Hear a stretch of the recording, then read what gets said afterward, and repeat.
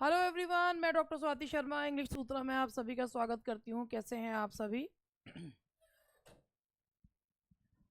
और आज मैं आप लोगों के लिए जो लेकर आई हूँ द पाथ टू विक्ट्री, जो बुक है मेरी, उसका एक्सरसाइज है प्रोनाउन प्रैक्टिस। वो मैं करवा रही हूँ। एक्चुअली मैं अपनी बुक के क्वेश्चंस जो हैं वो एक्सरसाइज सॉल्व करवा रही हूँ, क्योंकि उसमें पीछे एक्सप्लेनेशन नहीं है, तो मैं with the help of videos उसके एक्सप्लेनेशन देती हूँ। जैसे मैं प्रोनाउन के सारे क्वेश्चंस कराऊंगी आज, तो एक छोटा सा सेशन मैं आप लोगों के लिए रख रही हूँ।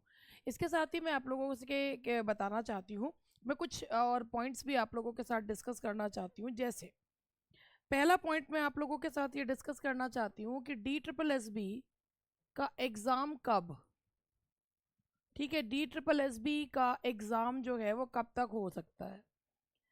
तो भाई बात ये है कि जैसा आप लोगों को भी पता होगा कि जो अभी DSSB ने जो 17 तारीख में निकाले थे, उसमें उन्होंने 30 जून तक के एग्ज़ाम्स के जो एक कैलेंडर है वो दे दिया है। और अब जो है आगे इसका DSSB का आप ये मान के चलिए जुलाई में या अगस्त में इसका पेपर जो है वो हो सकता है। मैं तो जुलाई मान के चल रही हूँ। तो जो लोग तैयारी कर रहे हैं, अभी भी उनके पास लगभग 2 महीने का समय मान सकते हैं कि है। और अगर वो कर सकते हैं तो भाई करने को तो आदमी जो है वो करना चाहे तो 20 दिन में भी निकाल लेता है, और ना करना चाहे तो कुछ भी ना करे तो 2 साल भी 2 साल भी 3 साल भी कम है। तो एग्ज़ाम मेरे हिसाब से इसका आप सितंबर का तक तो नहीं, जुलाई या अगस्त, जुलाई एंड या अगस्त तक इसका मान के चलिए कि इसका एग्ज़ाम DSSB के होने के चांसेस है। TGT का जो TGT वाला, अभी कुछ लोग आपने सुना भी होगा कि भाई देखो होने को, भाई हो सकता है टल भी जाए और होने को हो सकता है, क्योंकि DSSB is quite unpredictable.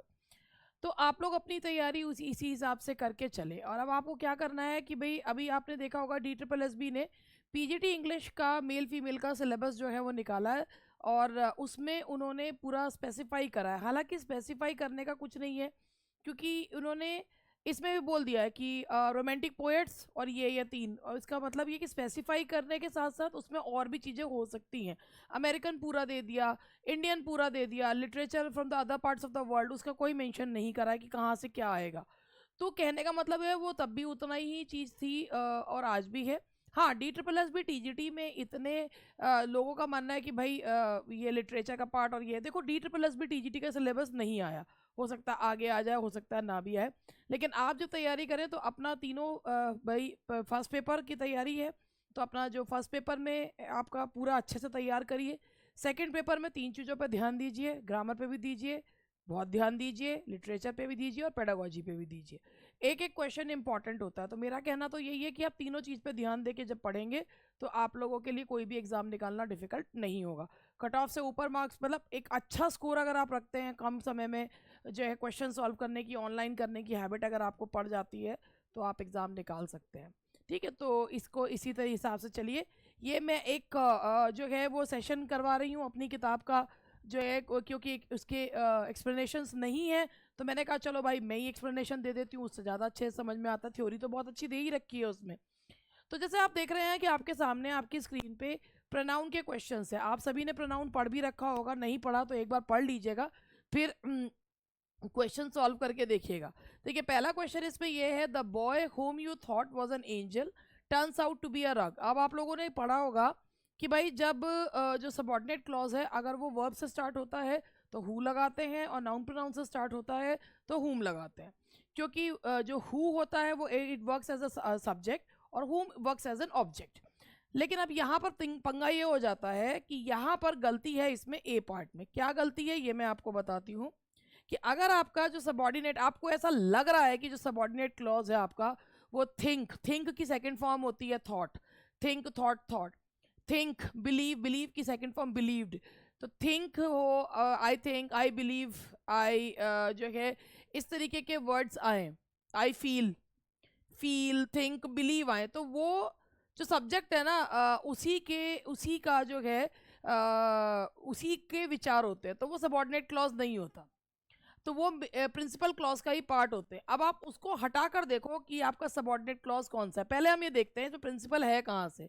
The boy turns out to be a rogue, ठीक है, ये पूरा ये प्रिंसिपल है, was an angel, you thought was an angel, ये यू थॉट भी प्रिंसिपल क्लॉज का पार्ट है। अब तुमने यहाँ से हटा के देखा तो ये वर्ब से स्टार्ट हो रहा है, तो यहाँ पर यहाँ whom नहीं आएगा, यहाँ who आएगा, तो सबऑर्डिनेट क्लॉज ये है, ये नहीं है। इसी तरीके से नीचे वाला सेंटेंस देखिए, he was the man whom they thought, तो अब अगर आप यहाँ पर है should be the next, he was the man whom they thought, तो ये दे थॉट तो जो है ये प्रिंसिपल का पार्ट हो गया। अब आप यहाँ से देखो ये वर्ब से स्टार्ट हो रहा है, जब वर्ब से स्टार्ट हो रहा है तो यहाँ भी क्या आएगा, हु आएगा। तो इसमें भी कौन सा है जो ये आपका ए और बी पार्ट में होना चाहिए, तो ये इस वाले पार्ट में एरर है। फिर क्वेश्चन नंबर 3 देखिए, his salary is lower than a care taker, जो कंपैरिजन करते हैं ना वो सेम चीज में करते हैं। His salary is lower than a care taker, तो केयर टेकर की सैलरी से होना चाहिए, ना कि जो है केयर टेकर। तो हिज भाई पॉजेसिव केस लगाया, his salary is lower than the salary of a care taker, तो या तो आप the his salary is lower than a care takers कर दीजिए, अपोस्ट्रोफी एस लगा दीजिए, यानी कि इस पार्ट में एरर है, या दैट ऑफ लगा दीजिए, क्योंकि जो कंपैरिजन होता है वो सेम चीज में किया जाता है। उसके बाद 4th पार्ट है, before the competition began I asked him whom he thought was going to win। अब इस क्वेश्चन में पहली बात तो यहाँ सब्जेक्ट नहीं दे रखा था, before the competition began I asked him whom he thought was going to win। अब फिर वही चीज है, he thought हटाकर देखना है, जब he thought हटाकर देखोगे तो पता चलेगा कि सबऑर्डिनेट क्लॉज क्या है। सबऑर्डिनेट क्लॉज किससे शुरू हो रहा है, was से शुरू हो रहा है, तो इसीलिए यहाँ पे whom की जगह फिर क्या हो जाएगा, who हो जाएगा। समझे कि कैसे करना है। अब क्वेश्चन नंबर 5 देखिए, a woman came in with a baby whom she said had just swallowed a safety pin। A woman came in with whom she said, बात बच्चे की हो रही है, तो बात बच्चे की हो रही है, लेडी की नहीं है। A woman came in with a baby boy with a baby she said, ये पूरा तो with a baby who had just swallowed, तो ये जो शी सेड है ना ये तो वुमेन के लिए यूज करा जा रहा है, और ये जो वर्ड है ना ये किसके लिए यूज करा जा रहा है, बेबी के लिए यूज किया जा रहा है, और बेबी के लिए जब यूज किया जा रहा है तो यहां पर फिर क्या आएगा, हु का यूज किया जाएगा। Now next question is, they visited the place because they wanted to see for themselves the damage caused by the floods। अब आप क्वेश्चन को फिर से पढ़िए, they visited the place because they wanted to see for themselves the damage caused by the flood। पहली बात, because they wanted to see themselves, they wanted to see themselves की spelling गलत है, तो यहां पर आएगा they wanted to see themselves the damage caused by the floods। ठीक है जी। In a democratic society, each voter has a responsibility to cast their vote in the election process। अब बात भैया क्या है, यहाँ पर each voter आ रहा है, वर्ब भी सिंगुलर आ रहा है, तो यहाँ पर देयर नहीं आएगा, यहाँ पर ये प्रोनाउन नहीं कहते, पॉजेसिव एडजेक्टिव है। अगर ईच आ रहा है तो वहाँ पर सिंगुलर पॉजेसिव एडजेक्टिव लगाते हैं, तो यहाँ हिज या हर का प्रयोग करते हैं, जनरल सेंस में हिज लगाते हैं।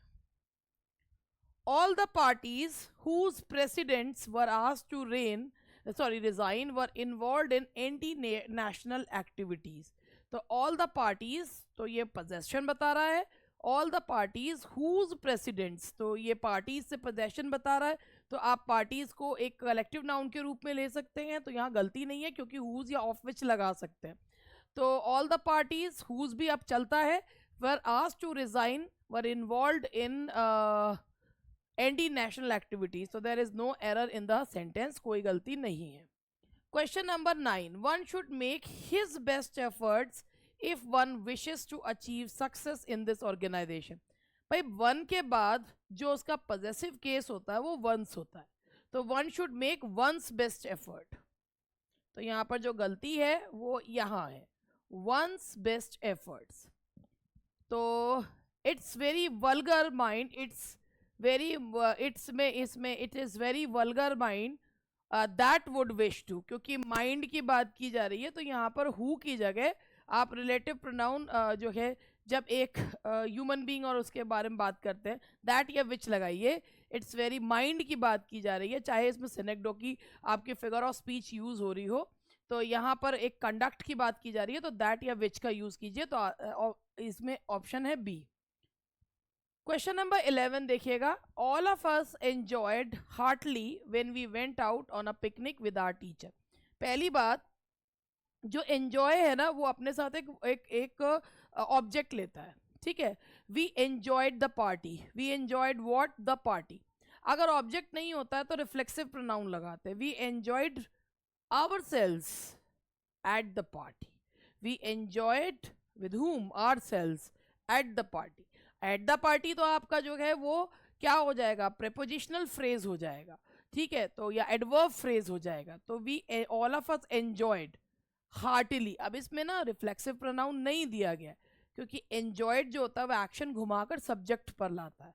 All of us enjoyed ourselves, us है तो अस के हिसाब से लगाएंगे आवरसेल्व्स, तो यहाँ पर ए पार्ट में एरर है, आवरसेल्व्स लगाएंगे। क्वेश्चन नंबर 12 देखिएगा, the principal decided to sanction any money that was required for completing the project.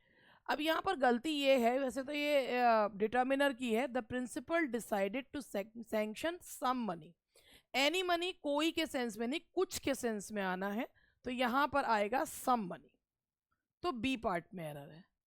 The working capacity of a man can be measured with its potentiality and attitude. At the same time, we cannot ignore the importance of age. बात किसकी की जा रही है, man की। The working capacity of a man can be measured with his potentiality and attitude. इसमें potentially लिखा है, with his potentiality and attitude, तो यहाँ पे his potentiality आएगा, बी पार्ट में एरर है। Now question number 14, our conception of what should a science mental life be।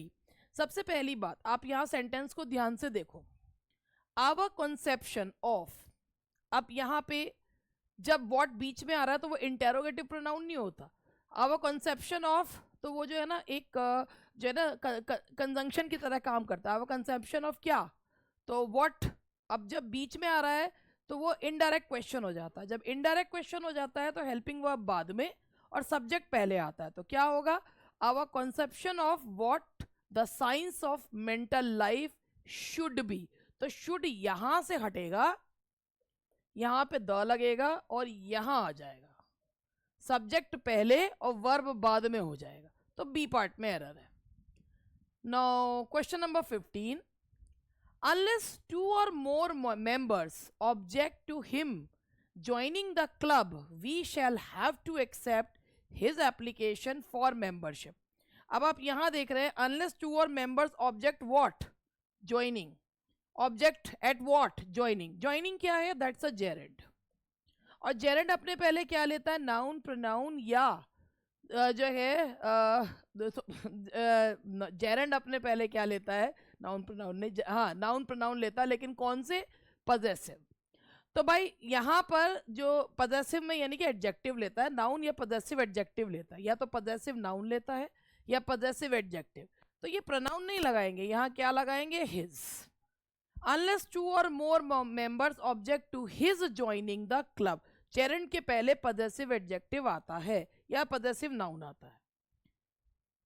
I was surprised and pleased when I was informed of me winning the contest। अब आप देखिए, informed of winning, of preposition आ रहा है, उसके बाद gerund आ रहा है, gerund के पहले pronoun नहीं आएगा, क्या आएगा, possessive adjective, तो me की जगह क्या हो जाएगा, mine, my हो जाएगा, my winning the contest, तो यहाँ पर me की जगह my का यूज करेंगे।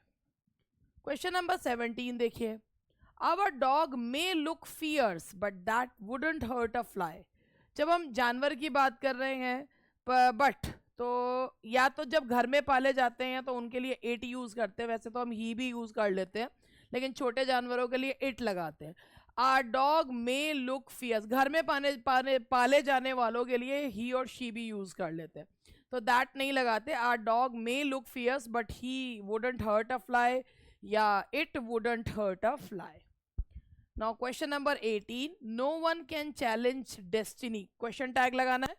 क्वेश्चन टैग में सिर्फ और सिर्फ प्रोनाउंस लगते हैं, हेल्पिंग वर्ब्स लगते हैं। No one can challenge, can they.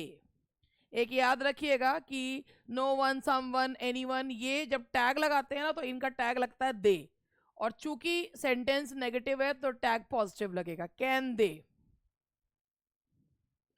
All the doubts are cleared between you and I. भाई देखो, जो आपका प्रोनाउन प्रेपोजिशन होता है, प्रेपोजिशन के बाद ऑब्जेक्टिव केस ऑफ प्रोनाउन लगाते हैं। यू का तो यू ही होता है, आई की जगह लगाएंगे मी।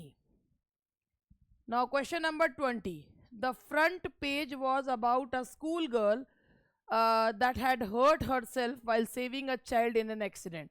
The front page story was about a schoolgirl who had hurt herself who was hurt, ठीक है, while saving a child. तो यहाँ पर इसमें है बी पार्ट में एरर है, ठीक है जी। तो आज जो है आपके लिए इतने ही क्वेश्चंस हैं, बाकी के क्वेश्चंस मैं आप लोगों को करवाऊंगी। थोड़ा सा रिफ्लेक्सिव प्रोनाउन के बारे में आप लोगों को बताना भी चाह रही थी कि रिफ्लेक्सिव प्रोनाउंस कहाँ कहाँ यूज़ जो हैं वो किए जाते हैं और कहाँ यूज़ नहीं। रिफ्लेक्सिव प्रोनाउन जो होते हैं, कि अगर आपको पता हो कि रिफ्लेक्सिव प्रोनाउन जो होते हैं वो सब्जेक्ट का एक्शन घुमा कर लाते हैं। मैं वही चीज़ आपको कुछ वर्ब्स वगैरह बताना चाह रही थी।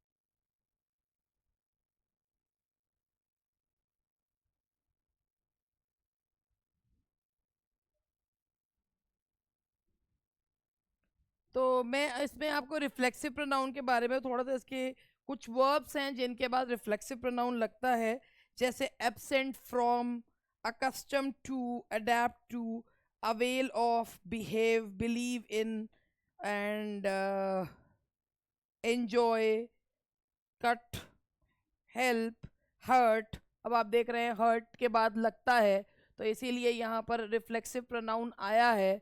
द फ्रंट पे इंजॉय ऊपर था तो उसके बाद रिफ्लेक्सिव प्रोनाउन आता है, तो वो रिफ्लेक्सिव प्रोनाउन तो ठीक है। The front story was about a school girl who had hurt herself while saving a child. तो बात लड़की की जा रही है, तो रिलेटिव प्रोनाउन क्या आना चाहिए, हु। तो दैट्स ऑल फॉर टुडे। एक छोटा सा सेशन मैंने आप लोगों के लिए रखा कि, और इसके बाद ये पूरा ही चैप्टर मैं आप लोगों को करवाऊंगी, जिससे कि जो आप लोग जिन्होंने के बाद बुक्स हैं वो इसकी एक्सप्लेनेशंस भी देख लें। ठीक है जी, that's all for today. Bye bye.